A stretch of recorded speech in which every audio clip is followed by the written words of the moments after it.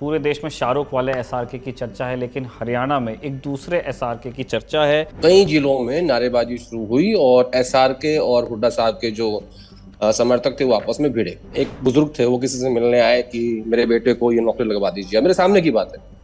तो उन्होंने कहा कि ठीक है, हम देखते हैं मेरिट में आएगा तो उन्होंने जवाब दिया कि ठीक है, फिर तुम्हारी मेरिट भी हम देख लेंगे। देवीलाल ने कहा भी मैंने वादा किया था चुनावी मैनिफेस्टो में कि मैं कर्जा माफ करूंगा किसानों का और 100 रुपए उनको वृद्धावस्था की पेंशन दूंगा। तो जो चीफ सेक्रेटरी साहब, ये तो हो ही नहीं सकता। उन्होंने कहा ये कैसे हो सकता है साहब? बोला भाई मुझे नहीं पता, एक कागज लेके आ जाओ और एक पेन दे दो। चौधरी देवीलाल ने ऊपर लिख दिया कर्जा माफ और नीचे लिख दिया देवीलाल। बोला इसके बीच में आप भर लेना कि कानून कौन सा आएगा। कहीं ना कहीं बहुत सारे लोगों के मन में ये बात है कि हुड्डा साहब चाहेंगे कि उनके बेटे दीपेंद्र हुड्डा हरियाणा के मुख्यमंत्री बने। ये झगड़ा यहीं पे शुरू होता है और यहीं पे खत्म होता है। अगर आपको पता चले कि पूरे देश में शाहरुख वाले एसआरके की चर्चा है, लेकिन हरियाणा में एक दूसरे एसआरके की चर्चा है। कुमारी शैलजा, रणदीप सिंह सुरजेवाला और किरण चौधरी, इनकी तिकड़ी ये है एसआरके, और इनके खिलाफ या इनकी एंटी पार्टी माना जाता है भूपेंद्र सिंह हुड्डा को। ये सारे कांग्रेस के ही लीडर्स हैं। इनके बीच सिर्फ अव्वल की खबरें हैं। इस आशय की खबरें लगातार दिल्ली पहुंच रही हैं कि जो नए प्रभारी भेजे गए हैं हरियाणा के तमाम ज़िलों में कांग्रेस के, उन्हें उस तरह का स्वागत मिल नहीं रहा है जिसको एक्सपेक्ट किया गया था। उन्हें वहाँ भेजते हुए काफ़ी विरोध झेलना पड़ रहा है, क्योंकि इन प्रभारियों को वहाँ के जिलाध्यक्ष चुनने की जिम्मेदारी दी गई थी, जो कि वो डिलीवर कर नहीं पा रहे हैं। हम सिर्फ कांग्रेस की ही बात नहीं करने वाले हैं, हम सत्ताधारी भारतीय जनता पार्टी की भी बात करेंगे। हम आम आदमी पार्टी के प्रोस्पेक्ट्स को भी डिस्कस करेंगे, क्योंकि हरियाणा में भी चुनाव बहुत दूर नहीं है। जब लोकसभा चुनाव होंगे उसके बाद ही हरियाणा भी इलेक्शन मोड में चला जाएगा। अक्टूबर में चुनाव होंगे 2024 के साल में। इसीलिए बात करने के लिए हमने जो पैनल बनाया उससे हम आपका तारुफ करा दें। सबसे पहले मेहमान हमारे आदेश रावल, जर्नलिस्ट हैं, लोकमत के साथ लगातार नेता नगरी में आप आते रहते हैं। बहुत बहुत स्वागत है राहुल। दूसरे मेहमान हमारे रविंद्र शेरों जी हैं, आप भी हरियाणा से ही हैं राहुल की तरह, आदेश की तरह माफ़ कीजिए। संसद टीवी में आप रह चुके हैं और हरियाणा की राजनीति को अच्छे से समझते हैं, बूझते हैं। तीसरे मेहमान हमारे सोनीपत से हैं अजयदीप लाठर सर, आप पत्रकार और राजनीतिक विश्लेषक हैं। राहुल जी और सौरभ पिछले सेशन से इस सेशन में कंटिन्यू कर रहे हैं। सबसे पहले मैं राहुल जी आपके पास ही आना चाहता हूँ। ये जितने हमने नाम बताए, ये जो पॉलिटिक्स पुरानी देखते आ रहे हैं लोग हरियाणा की, ये बहुत पहले से हैं हरियाणा की पॉलिटिक्स में, लेकिन अब तक के ये सम नहीं तलाश पाए हैं कि ये किस तरह साथ में काम कर पाएं एक ऐसे समय में जब पार्टी पावर में नहीं है और इन्हें अगले साल इलेक्शन लड़ना है। आप इनकी पर्सनालिटीज़ के बारे में हमें अगर कुछ बताएं हमारे दर्शकों को, क्या उनमें से कोई संकेत निकलते हैं कि क्यों अलाइन नहीं होते हैं इंटरेस्ट्स? राहुल जी, इसमें मैं एक सप्लीमेंट्री सवाल और जोड़ना चाहूँगा कि ये किसी भी राजनीतिक दल के लिए और इस केस में कांग्रेस के लिए समस्या है। हम लोग पहले कभी राजस्थान की चर्चा कर चुके हैं, कभी छत्तीसगढ़ की चर्चा कर चुके हैं, मध्य प्रदेश की भी, कर्नाटक की भी, जहां भी आप सत्ता के दावेदार हैं कि आप एक रीजनल छत्रप को सारी ताकतें दें या शक्ति का संतुलन बिठाने के चक्कर में आप कुछ सीटों की, शक्तियों की बंदरबाट करें और फिर हमेशा के लिए एक नेतृत्व का झगड़ा रहे, घर की कलह रहे। ये हरियाणा के आलोक में इसलिए कहा जा रहा है क्योंकि एक तरफ भूपेंद्र सिंह हुड्डा है जो 10 साल मुख्यमंत्री रहे, उनके बेटे हैं दीपेंद्र हुड्डा, राज्यसभा के सांसद हैं। 2014 की लोकसभा में वो जो जीत के आए चुनिंदा लोग थे देश भर से, उनमें शामिल थे, 19 में करीबी अंतर से हारे। दूसरी तरफ ये 3 नेता हैं जिनको एसआरके कहा जा रहा है। आलोचक कहते हैं कि ये अपने जिले भर के नेता हैं, चाहे वो कुमारी शैलजा हो अम्बाला के संदर्भ में, रणदीप सुरजेवाला हो या फिर किरण चौधरी हो भिवानी के संदर्भ में। फिर कई लोगों ने कहा कि साहब जिला छोड़ दीजिए, ये अपनी लोकसभा विधानसभा भर के नेता बन जाए तो बहुत है। किरण चौधरी तो फिर भी तो शाम से चुनाव जीती, बाकी 2 का तो और भी बुरा हाल रहा।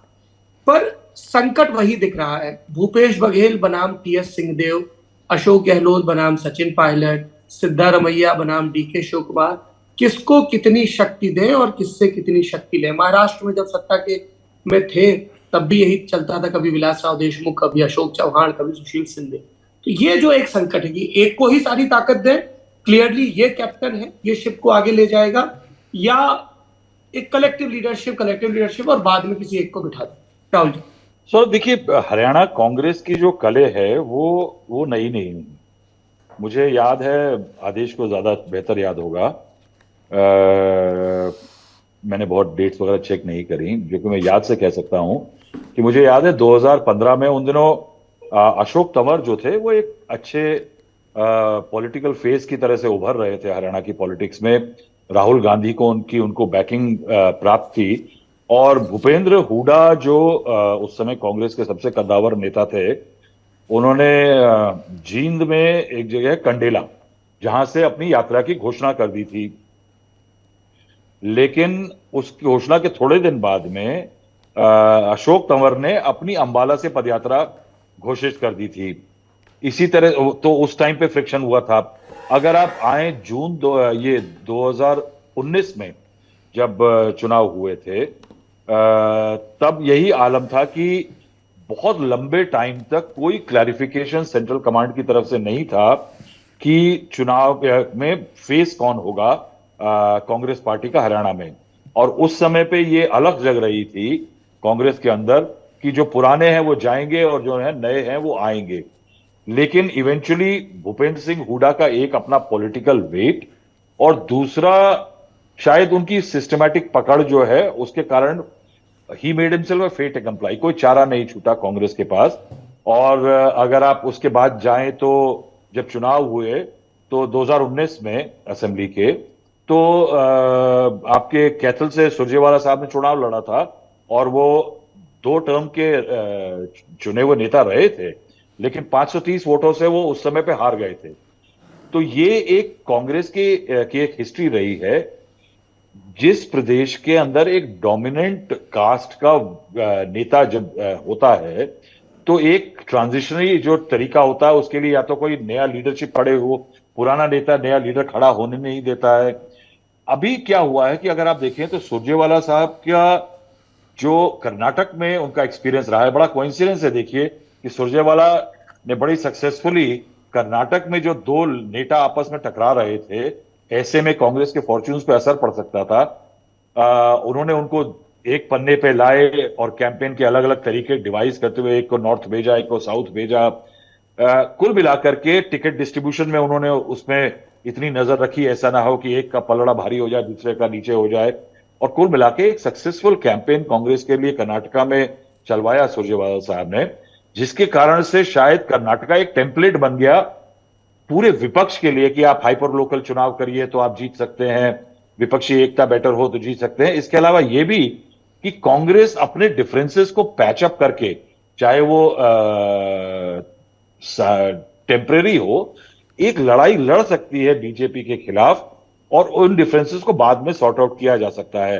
राजस्थान में एक थोड़ा सा एग्जांपल दिख रहा है कि चाहे अभी भी मैं ये कहूंगा कि दिल नहीं मिले हैं, बेशक पब्लिक में भी हाथ भी नहीं मिले हैं, लेकिन ये हरियाणा की इस समय एक बहुत बड़ी कांग्रेस की क्राइसिस है कि अगर आप नेताओं को देखें तो हुडा जितना इफेक्टिव नेता कांग्रेस के पास क्या आपको दिख रहा है? जो करंट क्रॉप है, शैलजा का जो पॉलिटिकल ट्रैक रिकॉर्ड अगर आप देखें, उनके पास पॉकेट्स ऑफ स्ट्रेंथ हैं हरियाणा के अंदर, मगर क्या शैलजा रिप्रेजेंट्स उस चीज को रिप्रेजेंट करती हैं? लार्जली अगर उनको देखा जाए तो यही कहा जा सकता है कि उनके ऊपर हाईकमांड का वरद हस्त रहा है, या वो सोनिया गांधी के करीब रही हैं या राहुल गांधी के करीब रही हैं।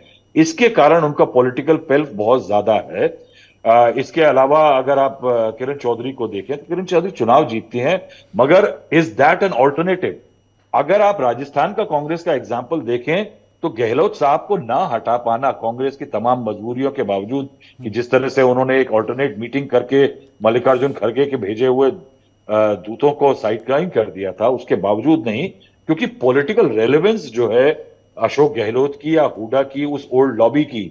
और मुझे आदेश की एक बात याद है, वो 200 हमारा जो एपिसोड हुआ था लंदन टॉप का, कि राहुल गांधी कांग्रेस ने जो नया फैक्टर आया कि पुरानों को हटाना है, उसके लिए उतनी प्रिपेयर्डनेस नहीं थी।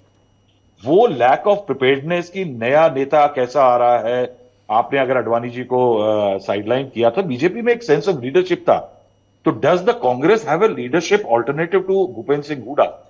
दूसरा, आज भी ये इशू कांग्रेस में सेटल नहीं हुआ है कि क्या हाईकमांड का इतना कंट्रोल अपने रीजनल सैट्रैप्स पे है। भूपेंद्र सिंह हुडा ऑलमोस्ट एक रीजनल सैट्रैप हैं, और वो अपने दमखम पे काफी चुनाव जीतते हैं, या बाकी कांग्रेस का ट्रेडिशनल वोटर है या एंटी बीजेपी वोटर है। जिसके कारण कांग्रेस जीतती है। तो क्या भूपेंद्र सिंह हुड्डा को दरकिनार करके कोई एक सिस्टम चलाया जा सकता है, या ऐसे लोग जो कि कांग्रेस को अकेले अपने बलबूते पे एक बड़े एल्केमिस्ट या कैटलिस्ट नहीं बन सकते? तो ये क्लैश जो है वो टर्फ वॉर का जो है वो कांग्रेस की हाईकमांड को सेटल करना है, मल्लिकार्जुन खड़गे साहब के दरबार में है। मगर क्या ये इशू सेटल होगा? ये सेटल जो है, ये लास्ट टाइम कांग्रेस को इसका खामियाजा भुगतना पड़ा था जब बहुत लंबे समय तक हुड्डा साहब पे कोई क्लैरिटी नहीं की गई और लास्ट मिनट पे आकर के हुड्डा साहब के पीछे कांग्रेस आई, कहा कि वो नेता होंगे। ये जो लैक ऑफ क्लैरिटी है ये कांग्रेस के लिए क्रिटिकल है। लेकिन मैं ये कहूंगा कि अगर ये जो आज हो रहा है ये कांग्रेस की हरियाणा की पॉलिटिक्स के अंदर नया नहीं है। ये जो टर्फ वॉर है ये लोगों के बीच में कांस्टेंट है और इसको मेरे ख्याल से आज तक, इतने साल तक, यानी पिछली बार चुनाव हारने के बाद जब हार गई थी कांग्रेस पार्टी, तो क्या आपको लगता है, आदेश बता पाएंगे कि क्या रेमेडी करने की कोशिश हुई है उसको? कोई कांग्रेस ने पेपर अप किया है, उस पर वॉलपेपर लगाया, मगर निस्तारण नहीं हुआ, कोई हल नहीं निकला। और शायद कांग्रेस के लिए यही बड़ा चैलेंज हरियाणा में रहेगा, क्योंकि देखिए एक बात कि बीजेपी हरियाणा में एक दूसरी तरह की पॉलिटिक्स कर रही है। बीजेपी अपनी उस पॉलिटिक्स के पीछे चल रही है जैसे उन्होंने महाराष्ट्र में किया, कि जो डोमिनेंट कास्ट है या डोमिनेंट कम्युनिटी है उसको हटा करके बाकियों को अलाइन करने के लिए दूसरी जाति को, जैसे खट्टर साहब को लाया गया जो कि बेसिकली अरोड़ा हैं, और उनको मुख्यमंत्री बना दिया गया। ऐसे टाइम में जहां बीजेपी जाट वोट की डोमिनेंस को कम करने की कोशिश कर रही है, वहां पे अगर जाट अलाइन करेगा पार्टी के साथ, कांग्रेस के साथ, और उसमें हुड्डा साहब को प्रॉब्लम होती है, ये कांग्रेस के लिए अच्छी खबर नहीं है। राहुल जी, इससे पहले कि आप जाएं, समय अभाव है, चूंकि आप राजनीतिक संवाददाता होने के नाते इन नेताओं को व्यक्तिगत रूप से भी, खासतौर पर ऐसे नेता जिनकी अपनी राजनीतिक विवशताओं, प्रतिबद्धताओं या महत्वाकांक्षाओं के चलते इंद्रप्रस्थ की आवाजाही खूब रही है, थोड़ा मैं इनके व्यक्तित्व के बारे में जानना चाहूंगा। भूपेंद्र सिंह हुड्डा से आपने इंटरेक्ट किया होगा, दीपेंद्र हुड्डा से, रणदीप सुरजेवाला से, किरण चौधरी से, कुमारी शैलजा से, और भी जो आपको इसमें दावेदार नजर आ रहे हैं, या फिर बीजेपी खेमे के, या फिर कुलदीप बिश्नोई, चौधरी भजन लाल की विरासत को लेकर आगे बढ़ रहे हैं। पिछले दिनों उन्होंने हिसार में एक कार्यक्रम किया जिसमें मुख्यमंत्री पहुंचे। अशोक तंवर ब्लू आइट बॉय थे राहुल गांधी के, बहुत तेजी से उनका अभ्युदय हुआ, जेएनयू से निकले, एनएसयूआई के नेशनल प्रेसिडेंट, फिर यूथ कांग्रेस के नेशनल प्रेसिडेंट, ना लगातार उनका कद बढ़ा। पर फिर एक जगह ये आलम आ गया कि वो प्रदेश अध्यक्ष होने के बाद अपनी जिले में कमेटियां तक नहीं बना पाई। इनफैक्ट ये हरियाणा में एक बड़ा चमत्कार है कांग्रेस का कि पिछले 3 जिला अध्यक्ष अपनी जिले के, पिछले 3 प्रदेश अध्यक्ष जिले के स्तर पर अपनी कमेटियां नहीं बना पाए, और अब जब कवायद चल रही है तो लात्यूते की नौबत आ रही है। तो इन नेताओं के बारे में आपकी व्यक्तिगत राय, इनकी पॉलिटिकल स्टाइल को लेकर क्या है? अगर कुछ एक आप एनेक्डोट्स बता सके जिससे हमें, हमारे दर्शकों को थोड़ा आइडिया लगे इनकी राजनीतिक शैलियों के बारे में। देखिए, मैं सबसे बड़ा कहूंगा कि भूपेंद्र सिंह हुड्डा जो है, जब 2009 में दोबारा चुन के आए थे तो उन्होंने 1972 से कांग्रेस हरियाणा का जो है ना वो इतिहास पलटा था कि एक सिटिंग पार्टी जो है वो वापस पार्टी में आ जाए। भूपेंद्र सिंह हुड्डा, मैं कहूंगा कि ही represents the old class of Congress leaders. वो पुराने तरीके के कांग्रेस के नेता हैं। हुड्डा साहब की एक बड़ी इंटरेस्टिंग बात मैं ये बता दूं कि जब तक, अभी कोविड के समय से पहले तक हम लोगों का सेंट्रल हॉल का आना जाना था और हम लोगों की परमिशन थी, और वो एक ऐसी जगह हुआ करती थी जहां पॉलिटिकल स्पेक्ट्रम के सभी तरह के नेताओं से हम लोगों की मुलाकात हो जाती थी। उसके अलावा एक बहुत अच्छी चीज ये थी कि तमाम मतभेद और विवादों के बावजूद अलग अलग पॉलिटिकल पार्टीज के जो लोग होते हैं, जो कि शायद पब्लिक प्लेटफॉर्म पे इकट्ठे नहीं दिखेंगे, सेंट्रल हॉल एक आदान प्रदान और शिष्टाचार का एक बहुत बड़ा बेंचमार्क था। और भूपेंद्र सिंह हुड्डा की खूबसूरती मैंने ये बताऊंगा कि सत्ता में बाहर होने के बावजूद मैं वर्चुअली हर हफ्ते कम से कम 2 बार भूपेंद्र सिंह हुड्डा को सेंट्रल हॉल में देखता था। और भूपेंद्र सिंह हुड्डा उन कांग्रेस नेताओं में से थे जो कि सिर्फ कांग्रेस के नेताओं के साथ बैठना नहीं, वो लेफ्ट वालों के साथ भी बैठते थे, वो बीजेपी के नेताओं के साथ भी बैठते थे। और अगर आप देखें तो भूपेंद्र सिंह हुड्डा की एक रिलेशनशिप शैली है।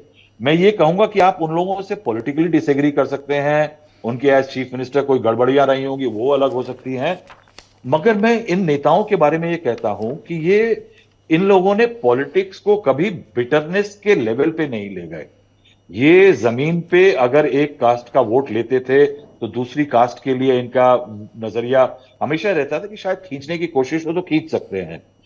भूपेंद्र सिंह हुड्डा के साथ मेरा यानी बड़ा इंटरेस्टिंग ये है कि एक बार अरुण जेटली जी को एक आदत थी कि वो बहुत बड़ा सेंट्रल हॉल में एक बहुत बड़ा पत्रकारों का वर्ग उनको घेरे रहता था, और इधर बीजेपी के भी तमाम नेता और दूसरी पार्टियों के नेता, वो फाइनेंस मिनिस्टर थे तो उनको वैसे भी घेरे रहते थे या मिलना चाहते थे उनको।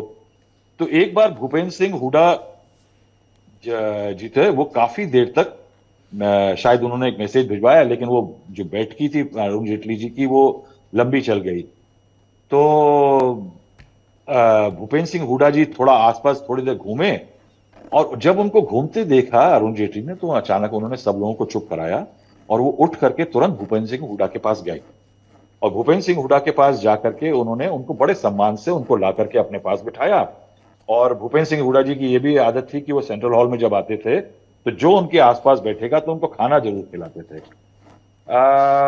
भूपेंद्र सिंह हुड्डा से उसके बाद अरुण जेटली ने करीब आधे घंटे बातचीत करी और तमाम चीजों की बात हुई। तो जब हमने जब भूपेंद्र जी उठने लगे तो हमने पूछा, तो अरुण जेटली को वो उस टाइम पे ये कह रहे थे कि देखिए अरुण जी, आपका जो फला भाषण था वो मैंने सुना था और उस भाषण में मुझे बहुत बहुत रस आया। तो अरुण जेटली ने भी उनको ये कहा कि आपका जब यहाँ पे आना होता है ना, तो आप जब आकर के मिलते हैं, बाकी कांग्रेस के नेताओं की, आजकल के नेताओं की तरह से नहीं करते हैं, अनटचेबिलिटी नहीं एक्सरसाइज करते हैं, तो वो हमारे को बहुत अच्छा लगता है। आई थिंक भूपेंद्र सिंह हुड्डा की जो आज इमेज है, he emerge from the shadows of taller leaders of Congress party, मगर वो एक इमेज है। शैलजा जी से भी मेरी मुलाकात सेंट्रल हॉल में काफी होती है, कांग्रेस में भी पहले हुआ करती थी। शैलजा थोड़ी इंट्रोवर्टिश हैं, हालांकि वो भी मिलनसार बहुत है। She is a very humble and polite person. Again I will say that that's a very common Congress trait है ये। लेकिन क्या है कि वो जो एक सोशल पकड़ होती है, जो एक कास्ट की विषमता है या cutting across cast line leadership की है, वो एक राज्यसभा के नेता और एक लोकसभा के नेता या एक जमीनी नेता और उसका फर्क जो होता है वो एक ग्रेजुएशन नहीं होता है। वहीं रणदीप सिंह राहुल सर, मैं आपको बीच में टोक रहा हूँ, ये थोड़ा सा मुझे विरोधाभासी बात लग रही है कि बहुत इंट्रोवर्टिश हैं लेकिन सोशली बहुत सक्रिय हैं। तो ये दोनों एक साथ नहीं, कैसे? मैं सक्रिय नहीं कह रहा हूँ, सोशली बहुत पोलाइट हैं। हाँ, शी इज वेरी चार्मिंग। अगर आप शैलजा जी से भी बात करेंगे या उनके घर जाएंगे तो एक वार्मथ उनमें भी बहुत अच्छी है। लेकिन थोड़ा वो जो ग्रेगेरियस नेता होता है ना, एक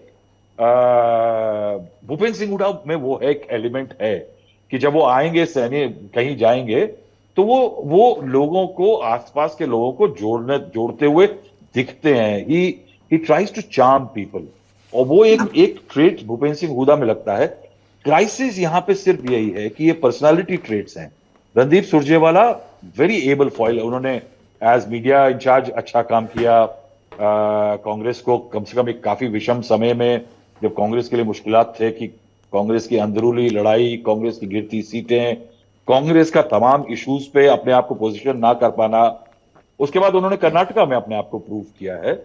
लेकिन क्या रणदीप सिंह सुरजेवाला पॉलिटिकल स्टेचर में कहीं उस लेवल पे पहुंच पाए? आप अशोक तंवर की बात कर रहे हैं। अशोक तंवर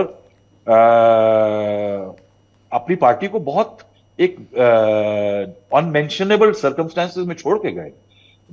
मेरी अच्छी खासी जान पहचान थी अशोक तंवर से, प्रॉमिसिंग नेता थे, और Ashok Tanwar could have been Congress, मगर उनको इवेंचुअली ये लगा कि कांग्रेस हाईकमांड ने उनको एक लेवल तक आगे भूपेंद्र सिंह हुड्डा को चैलेंज करने के लिए आगे भेजा, लेकिन उसके बाद बैकडाउन हो गया, क्योंकि वो ये संघर्ष अशोक तंवर अकेले हुड्डा से नहीं लड़ सकते थे, उसके लिए उनको पार्टी हाईकमांड की बैकिंग चाहिए थी। लेकिन जब वो नहीं आया तो अशोक तंवर का फ्रस्ट्रेशन बढ़ा, और उसके कारण eventually he had to leave the party, because उनको पता था कि इस लड़ाई में इतनी दूर तक आ जाने के बाद अगर वो पार्टी में रहे तो भूपेंद्र सिंह हुड्डा उनके लिए पार्टी मुश्किल कर देंगे। यानी अगर आप देखें तो सचिन पायलट का जो हाल है, मिलिंद देवरा के साथ यही हुआ, ज्योतिरादित्य सिंधिया गए, जितिन प्रसाद गए।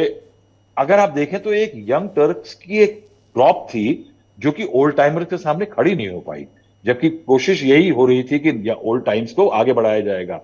मैं आदेश जी आपके पास आना चाहता हूं, जैसे जिस चीज़ को राहुल जी हिंट कर भी रहे थे कि भूपेंद्र सिंह हुड्डा इतने बड़े लीडर हो गए और उन्होंने नाम भी लिया अशोक तंवर का, फिर चौधरी बीरेंद्र भी हैं, राव इंद्रजीत भी हैं, जिनके बारे में कहा जाता है कि ये पार्टी से अगर ये किनारे हुए या बाहर हो गए तो उसकी एक वजह भूपेंद्र सिंह हुड्डा ही थे। अभी 30 एमएलए हैं कांग्रेस के पास में, उसमें से कह रहे हैं 90%, 27 एमएलए कहते हैं कि हुड्डा के तरफ ही हैं, उनके ही मतलब पक्ष के माने जाते हैं। उदय भान वो प्रदेश अध्यक्ष हैं।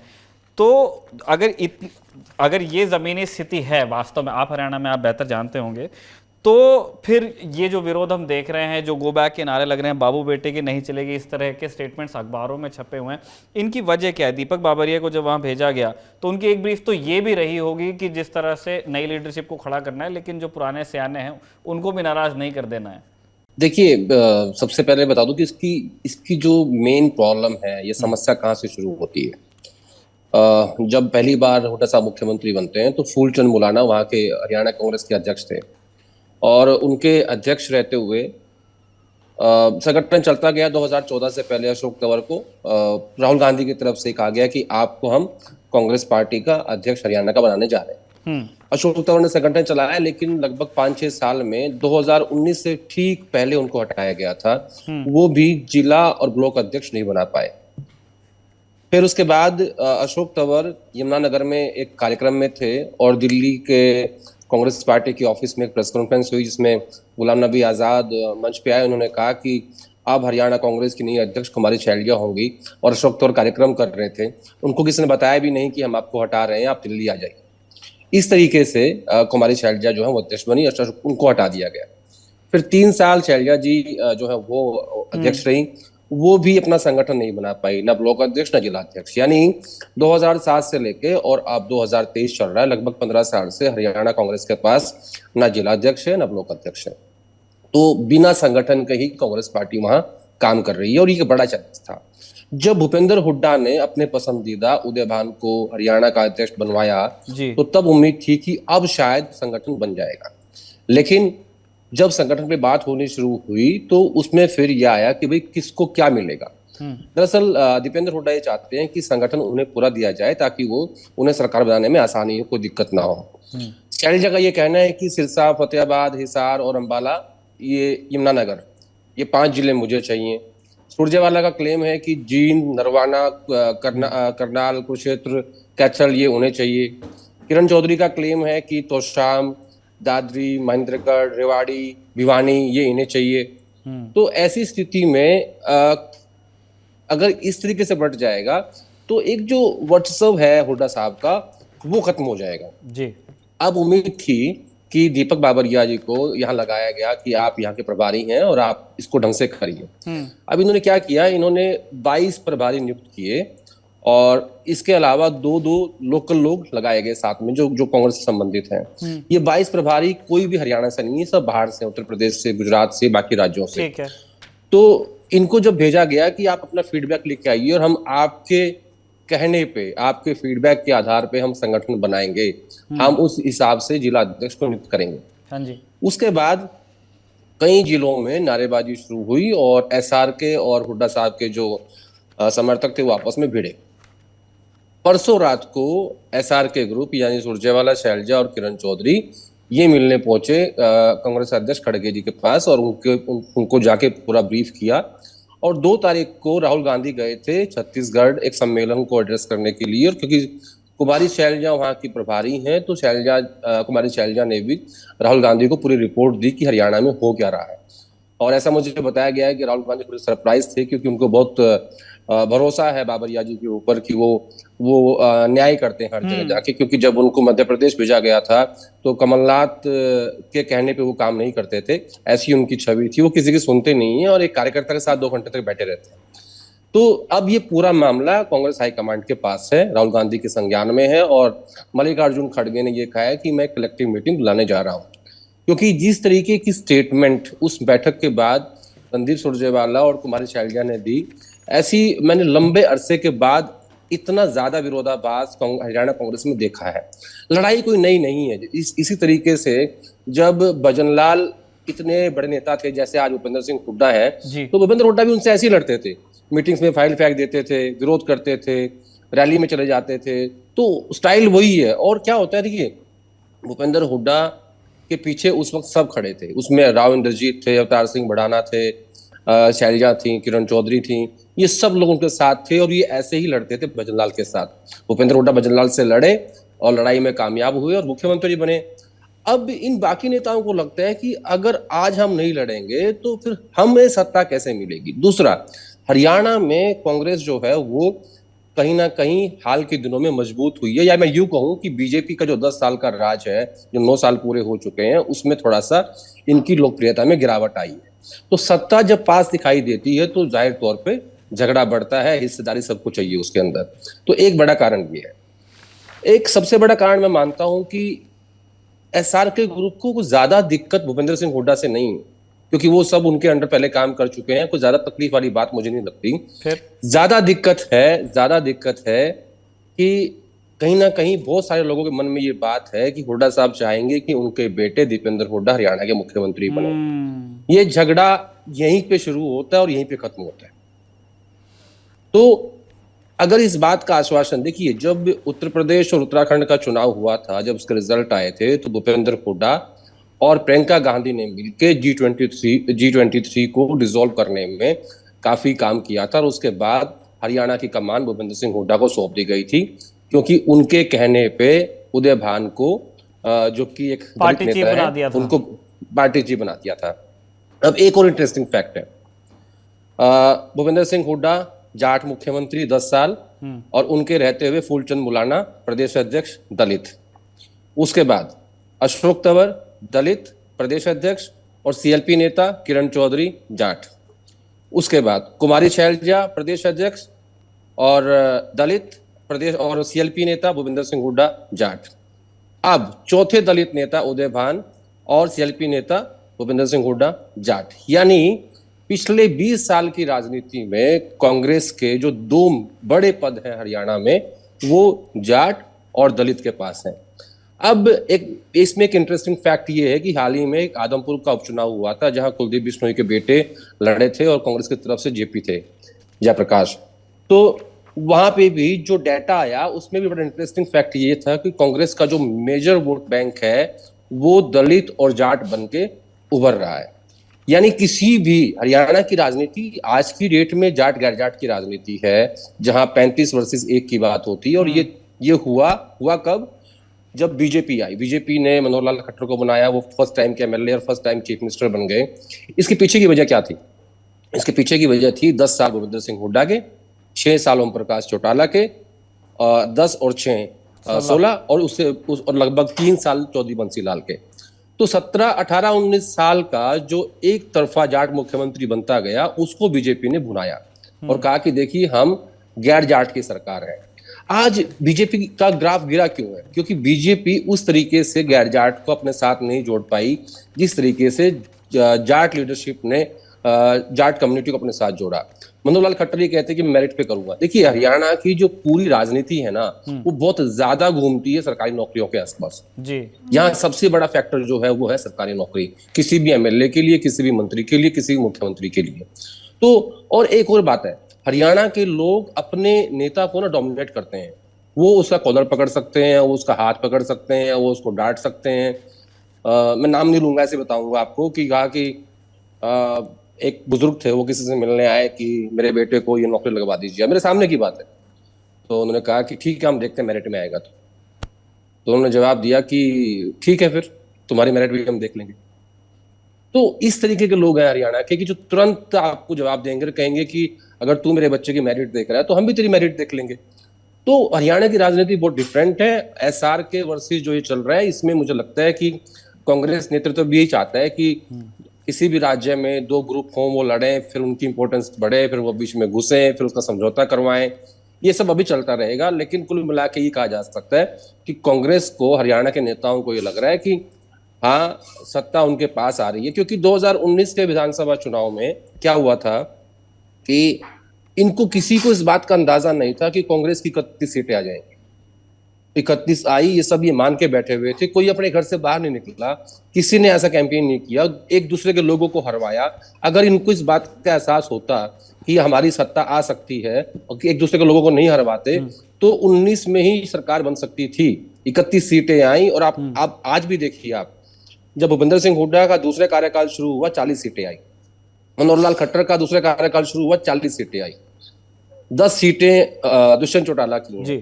दुष्यंत चौटाला को जो वोट मिला था वो बीजेपी के खिलाफ वोट मिला था, लेकिन समझौता किसका हुआ? दुष्यंत चौटाला का और बीजेपी का, उसका उनको नुकसान हुआ। लेकिन जहां तक मेरे पास जानकारी है, दुष्यंत चौटाला की फर्स्ट प्रायोरिटी कांग्रेस थी, लेकिन 10 और 31 जोड़ के भी आप बहुमत में नहीं आ पा रहे थे। लेकिन कांग्रेस को अगर इस बात का एहसास होता कि उनकी सीटें 31 आ रही हैं, थोड़ा सा मेहनत और हो जाती तो इनकी सरकार बन सकती थी, लेकिन किसी को पता ही नहीं था कि ऐसी स्थिति इनकी बनी हुई है। आज इनको ये लग रहा है कि सत्ता नजदीक है, इसलिए सत्ता में हिस्सेदारी के लिए सब एक दूसरे के खिलाफ निकले हुए हैं मोर्चा। मुझे ऐसा लगता है कि ये सारा खेल हिस्सेदारी का है, और जैसे ही टिकटों की बात होगी, जिला अध्यक्ष की बात होगी, ब्लॉक अध्यक्ष की बात होगी, और जो भी किसी भी राज्य में जब सरकार बनती है, जो भी स्टेक होल्डर्स होते हैं, जब उसमें प्रॉपर बंटवारा हो जाएगा, मुझे लगता है कि समाधान हो जाएगा।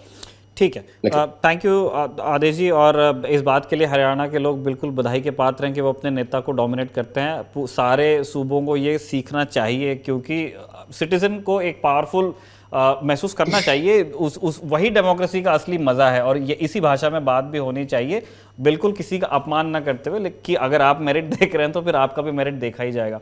बधाई के पात्र।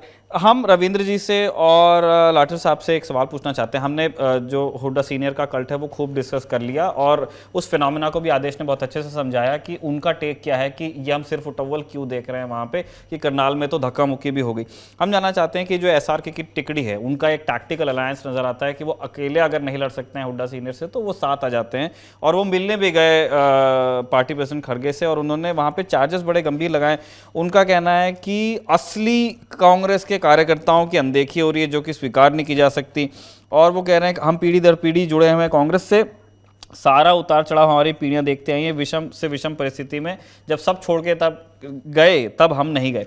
हम ये जानना चाहते हैं आप दोनों के आकलन में इन तीनों नेताओं की मौजूदगी ज़मीन पे कितनी है, जिसके बारे में सौरभ ने अपने ओपनिंग रिमार्क्स में संकेत किया भी था। और दूसरा हम ये जानना चाहते हैं कि जो इन्होंने वहाँ जाकर के चार्जेस लगाए हैं, क्या वास्तव में ऐसा हो सकता है, क्या कोई भी एक अल्टरनेटिव रियलिटी है जहाँ पे ये एक प्रॉब्लम बन रही हो कि जो हुड्डा सीनियर का कल्ट है उस वजह से नई पौध पनप ही नहीं पा रही है? हम चाहते हैं पहले शेरों साहब आप अपनी बात रखें। जी निखिल भाई, देखिए जो मेरे मित्र आदेश ने बात कही है, मैं उसी को थोड़ा सा और आगे बढ़ूंगा कि हरियाणा की जनता वाकई में इस तरह से मजबूत है कि अपने नेता की कॉलर पकड़ लो। और उसके पीछे का कारण भी देखिए कि नेता जो हरियाणा में पैदा हुए हैं वो भी इसी तरीके के हुए हैं कि जिन्होंने जमीन पर रहकर लोगों के बीच बैठकर उनके साथ हुक्का पी के राजनीति। मुझे एक वाकया याद आता है कि जब साल 1989 में चौधरी देवीलाल देश के डिप्टी प्राइम मिनिस्टर थे, उस वक्त वो अपना जो 11 मूर्ति रोड है, 11 मूर्ति, उसके बगल में उनका घर, तो वहां पर हरियाणा के कुछ पुलिसकर्मी उनकी सेवा में तैनात थे। तो एक और चौधरी देवीलाल का अपने पुलिसकर्मी जो उनके PSO थे, उनके साथ भी इतना बिल्कुल पारिवारिक संबंध था कि उनके साथ बैठकर वो हुक्का पीते थे। तो एक बार वो जब सवेरे हुक्का पी रहे थे उनके साथ बैठ के, कोई सिपाही था, कोई हवलदार था, कोई SI, उस लेवल के अधिकारी, उस लेवल के सब लोग थे, तो एक IPS ऑफिसर आ गए। उन्होंने देखा कि यार ये डिप्टी प्राइम मिनिस्टर के साथ में सिपाही और ये लोग हुक्का पी रहे हैं, तो दिस इज इनडिसिप्लिन। तो उन्होंने क्या किया, उन तमाम जो उनकी सेवा में, जो उनकी सुरक्षा में तैनात लोग थे, उनकी बदली की। अगले दिन सवेरे देवीलाल उठे, उन्होंने कहा यार वो बच्चे कहाँ गए, दिखाई नहीं दे रहे, हुक्का भर के लेके आते थे मेरे लिए। बोले साहब उनके तो एक कल वो साहब आए थे, उन्होंने बदली कर दी। बोला यार बदली क्यों कर दी, वो तो ठीक ठाक काम कर रहे थे बेचारे, मतलब साहब को बुलाओगे? तो साहब को बुलाया गया। साहब से पूछा भाई वो बच्चे थे, एक महम का था लड़का, एक सोनीपत का था, वो अच्छा यार हुक्का आपको भर दिया करते, मेरी क्यों बदली कर दी? बोले साहब वो आपके साथ बैठ के हुक्का पी रहे थे, इनडिसिप्लिन था। तो बोले आप साहब डिसिप्लिन सुधारते हो? बोले हाँ साहब। तो बोला ऐसा है, इन बच्चों को तो वापस भेज दो मेरे पास, वो तो मेरे है ना आसपास के लोग हैं, हुक्का हुक्का भर देते। आप डिसिप्लिन सुधारते हो तो कश्मीर का डिसिप्लिन बड़ा खराब है, मैं आपकी वहां बदली करता हूँ। तो जिस तरीके से लोग जनता के बीच में बैठ के राजनीति करते थे साहब, उसकी वजह से वहां पे लोगों को इतनी ताकत महसूस होती थी कि वो जनता में किसी भी वक्त पे जब जरूरत पड़े तो अपने नेता का कॉलर पकड़ लेते। अब जब चौधरी देवीलाल साल 1987 में जब विधानसभा का चुनाव 85 सीटें जीत के 90 में से 85 सीटें जीत के आए, तो उनकी स्वास्थ्य बहुत खराब था और दिल्ली के हरियाणा भवन में उन्होंने शपथ लेने के बाद जब वो अपने चीफ मिनिस्टर स्वीट में शाम को 4 बजे पहुंचे, तो उनके साथ चीफ सेक्रेटरी और बनारसी दास गुप्ता, जिनको कि उस वक्त बनाया गया था वित्त मंत्री, जो उसके पहले मुख्यमंत्री रह चुके थे। अब वो थे चीफ सेक्रेटरी उस वक्त थे आईएएस ऑफिसर केसी कैप्रीहान।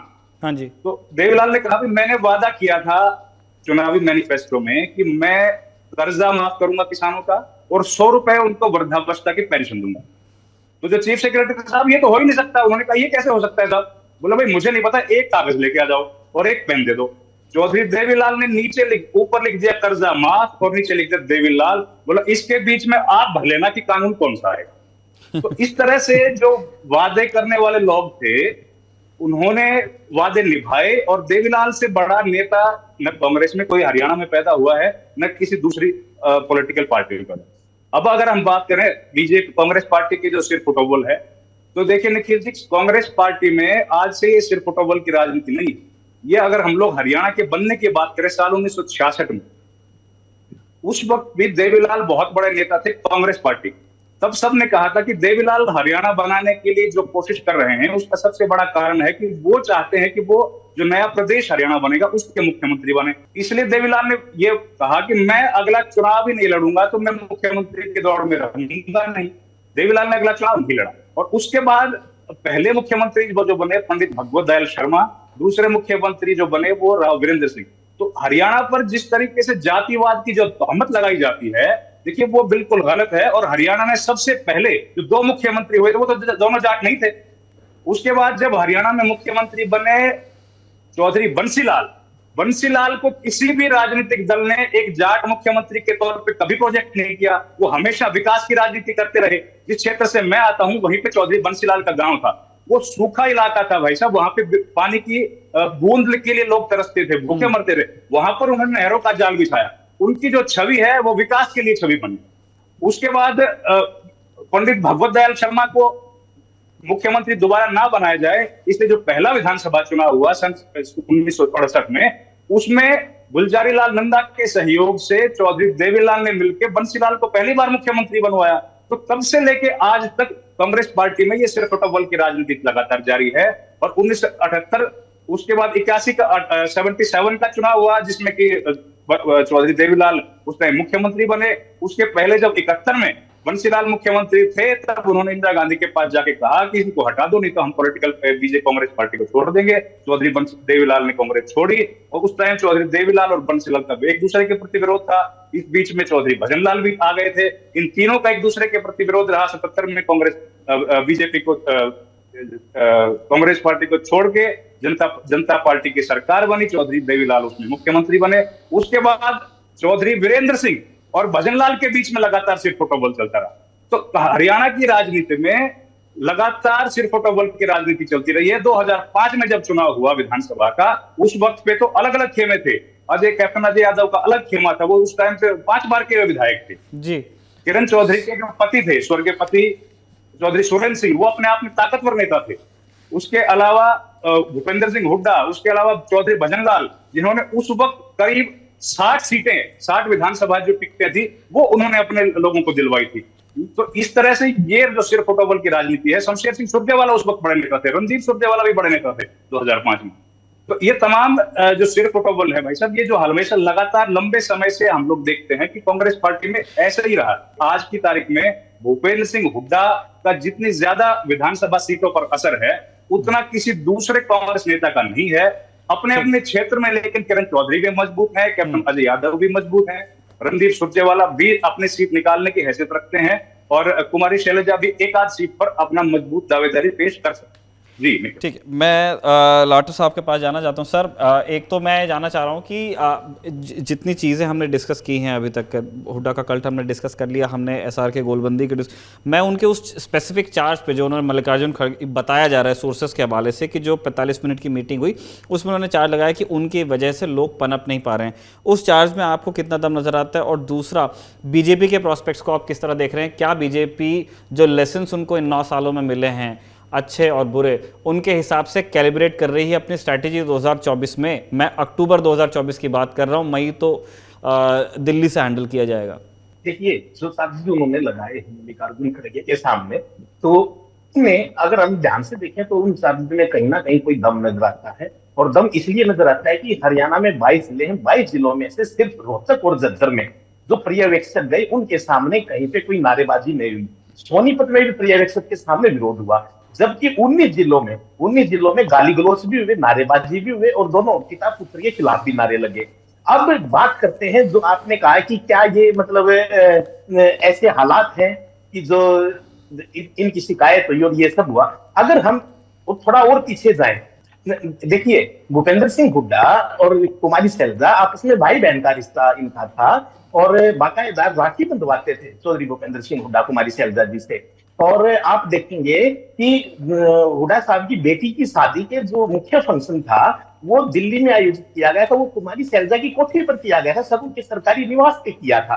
कुमारी शैलजा उस समय केंद्र में मंत्री थी और उसके बावजूद जब 2005 में भूपेंद्र हुड्डा की जब सरकार बनाने की बारी आई, कांग्रेस 67 सीट लेके आई थी हरियाणा में 90 में से, और सबको पता था कि चौधरी भजनलाल हरियाणा के मुख्यमंत्री बनने वाले हैं। उस समय एक बड़ी गोलबंदी हुई थी 2005 में हुड्डा को मुख्यमंत्री बनाने के लिए। तो उसमें चाहे स्वर्गीय ओपी जिंदल जी थे, बड़े उद्योगपति थे, हिसार से विधायक थे, उसमें सुरेंद्र सिंह थे, किरण चौधरी के पति थे, विधायक भी थे।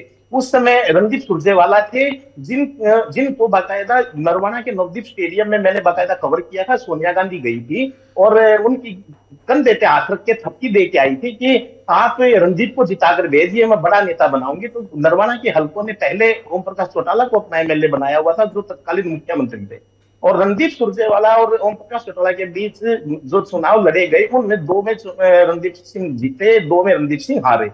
नरवाना हल्का से वो शिफ्ट करते हैं कैथल, क्योंकि नरवाना त्रिसिमन में 2009 में रिजर्व हल्का हो गया। नेता कुमारी शैलजा भी हैं जो लगातार आप ये देखिएगा कि 2 बार सिरसा से लोकसभा का चुनाव जीती हैं, 2 बार अंबाला से लोकसभा का चुनाव जीती हैं। हरियाणा में दो ही लोकसभा रिजर्व है और वो दोनों का प्रतिनिधित्व 2-2 बार कर चुकी है, तो मास लीडर तो वो है कम से कम।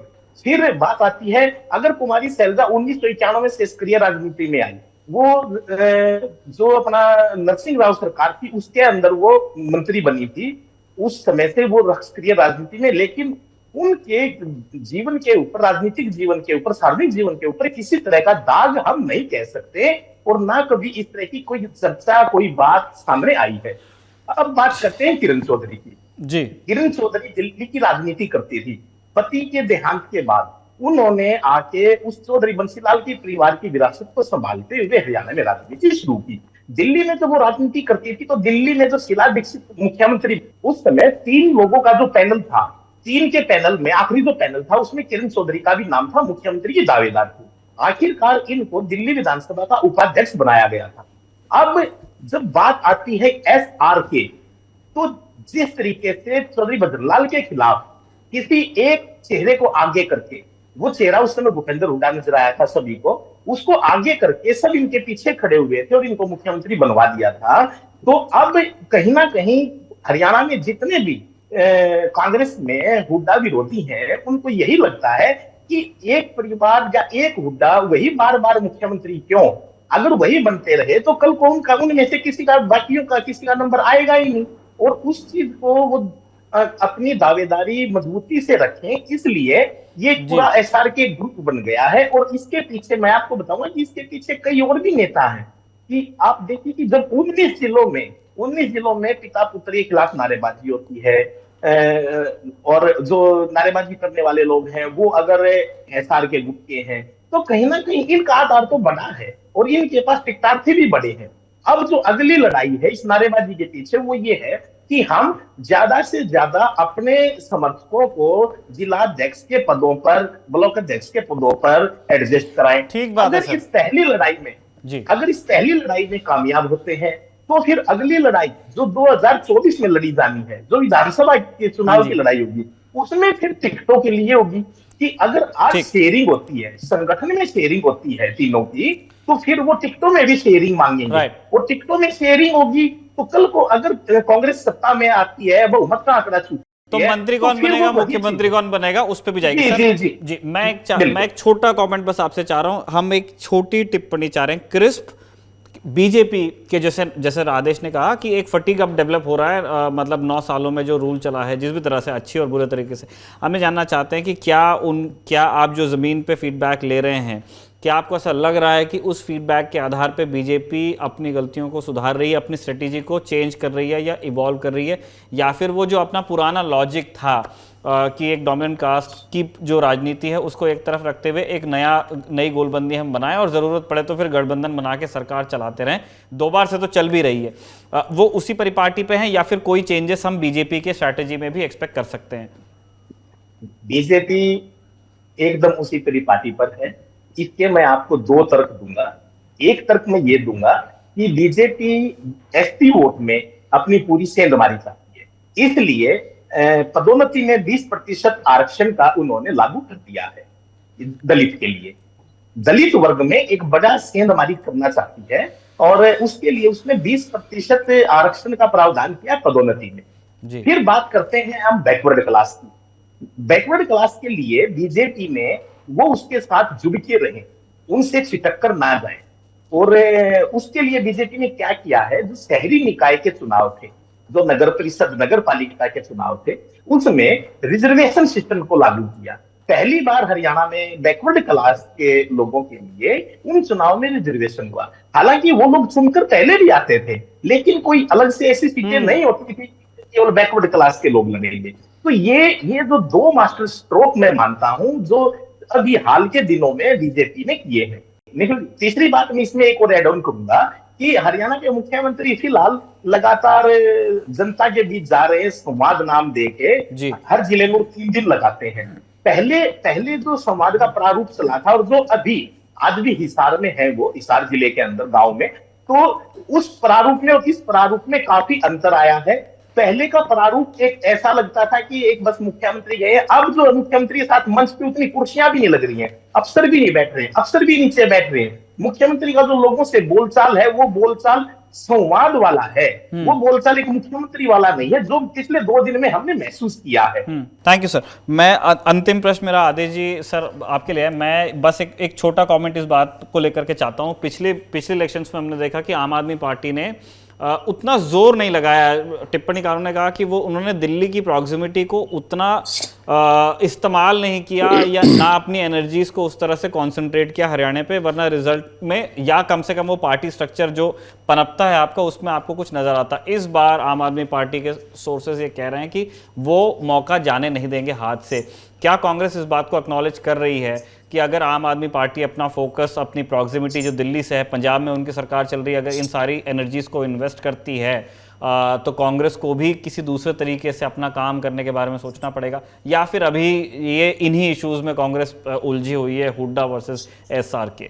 नहीं, मुझे लगता है निखिल अभी इसको चैलेंज नहीं मान रही आम आदमी पार्टी को, क्योंकि अभी जब हाल ही में आदमपुर का उपचुनाव हुआ था तो उसमें जो कैंडिडेट थे वो कांग्रेस पार्टी से लाए गए थे और उसके बावजूद भी शायद उनकी जमानत जब्त हुई, जो मुझे अच्छे से याद आ रहा है।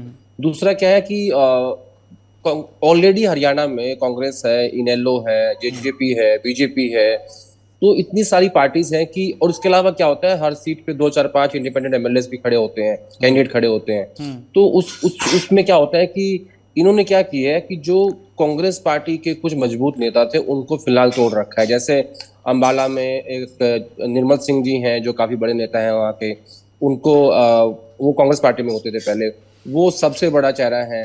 और जो सुशील गुप्ता हैं जो पहले कांग्रेस में होते थे, राज्यसभा में MP हैं, वो आम आदमी पार्टी के अध्यक्ष हैं।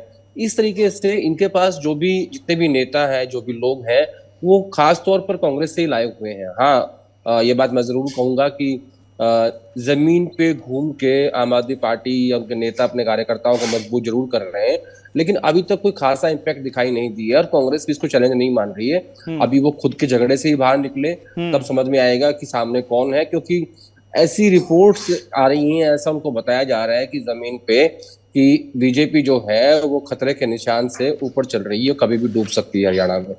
तो उसका उसका ऐसा हमारे यहाँ नदी के बारे में बोला जाता है कि खतरे के निशान से ऊपर आ गई और कभी भी बाढ़ आ जाएगी।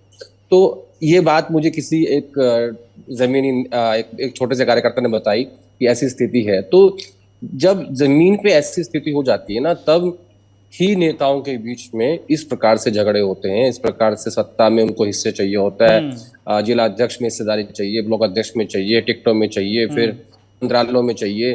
तो ये एक मैं कहूँगा ये सिम्टम्स हैं कि बुखार के सिम्टम है या जुकाम हो गया है, मतलब ये सत्ता इनको दिखाई दे रही है, इसीलिए ये झगड़ा जो है दिल्ली तक पहुंचा है। और अब इसका बंटवारा जो हाईकमांड करेगा, किसको क्या देगा, किसको कितनी हिस्सेदारी देगा, 10%, 20%, 30% या 50-50 कर दे दोनों के बीच में, ये हाईकमांड के ऊपर तय करेगा। लेकिन इतना जरूर मैं आपको कहूंगा कि रणदीप सुरजेवाला और कुमारी शैलजा दोनों कांग्रेस वर्किंग कमेटी के सदस्य हैं, दोनों महासचिव हैं। शैलजा जी के पास छत्तीसगढ़ है, रणदीप सुरजेवाला के पास मध्य प्रदेश और कर्नाटक है। ये दोनों को कांग्रेस नेतृत्व ने दिल्ली में एडजस्ट कर रखा है कि ये हमारे दो बड़े नेता हैं, और भूपेंद्र हुड्डा को हरियाणा सौंप रखा है। इसमें भी कोई दो राय नहीं है और ये बात सबको पता है, भूपेंद्र हुड्डा को भी पता है और एसआर के ग्रुप को भी पता है।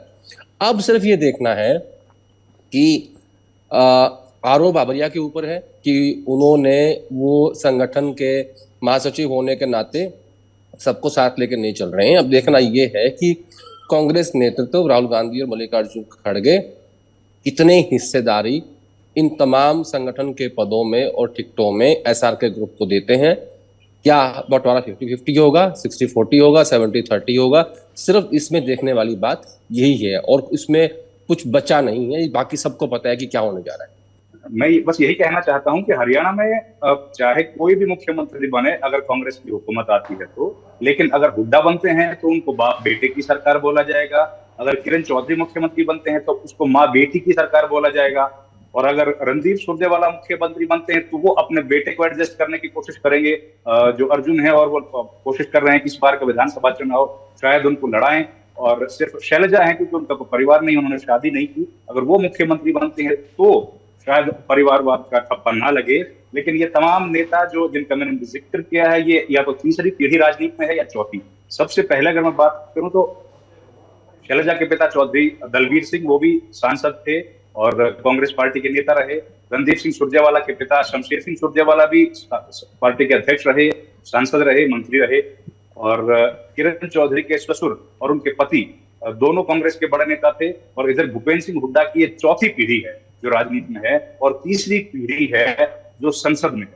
तो हरियाणा में, और इसके अलावा अगर दूसरी राजनीतिक दलों की बात करें तो हरियाणा में कोई भी राजनीतिक दल ये कह नहीं सकता है कि वहां पर परिवारवाद नहीं है। और खासतौर पर चौटाला का जो परिवार है, आज भी चौटाला की एक गांव से, एक परिवार से 5 विधायक, 90 में से 5 विधायक एक ही गांव से, और चौटाला के भी चौधरी देवीलाल की चौथी पीढ़ी है जो फिलहाल सक्रिय राजनीति में। तो हरियाणा में चाहे सरकार में कोई भी मुख्यमंत्री बने, लेकिन ये तय है कि अगर कांग्रेस की हुकूमत आती है तो परिवारवाद तो जरूर आगे बढ़ेगा। हरियाणा के बारे में हम बार बार बात करते रहेंगे। अभी वहाँ पे जनरल इलेक्शंस के दौरान भी रिपोर्टिंग होनी है, उसके बाद तो वहाँ पे असेंबली के इलेक्शंस होंगे अगले साल अक्टूबर में जाके, तब भी हम वहाँ पे मौजूद रहेंगे और उससे पहले लगातार नेता नगरी में आप हरियाणा को डिस्कस होते हुए देखते रहेंगे। और जब जब इस तरह की चर्चा होगी, हमारी कोशिश रहेगी कि आदेश जी, रविंद्र जी और अजय साहब, आप सबसे हम लोग वक्त लें और हमारी समझ और हमारे दर्शकों की समझ को थोड़ा सा और बेहतर करें। आप तीनों का शुक्रिया।